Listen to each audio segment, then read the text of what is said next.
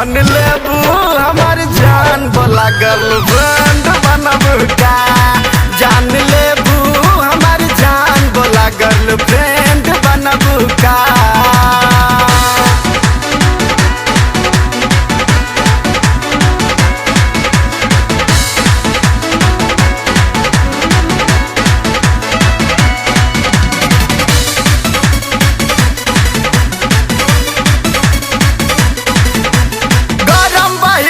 बनाला तू शूटर चर्चा गाँव शहर बा। तोरी जवानी के सुनाए रानी सगरो मचल कहर बा।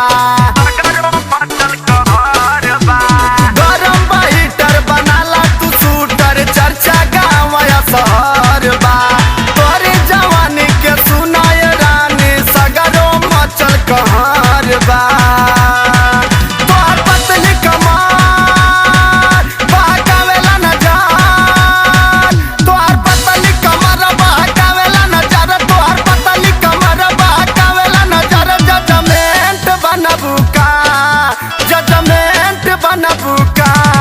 जान लेबू हमार जान बोला गर्लफ्रेंड बनबू का। जान लेबू हमार जान बोला गर्लफ्रेंड बनबू का। गर्लफ्रेंड बनबू का।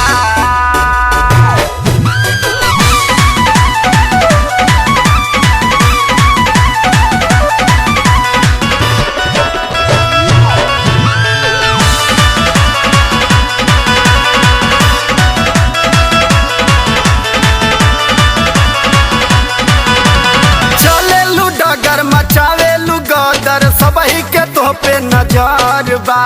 हमरा के अपन बना ले तू डार्लिंग दुनिया ही बहुते जहर बा। दुनिया ही बहुते जहर बा।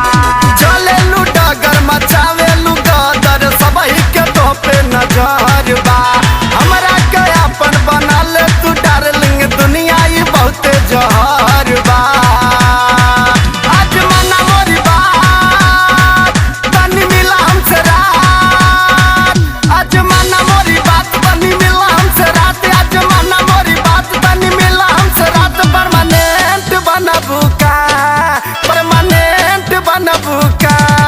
जान लेबू हमार जान बोला गर्लफ्रेंड बनबू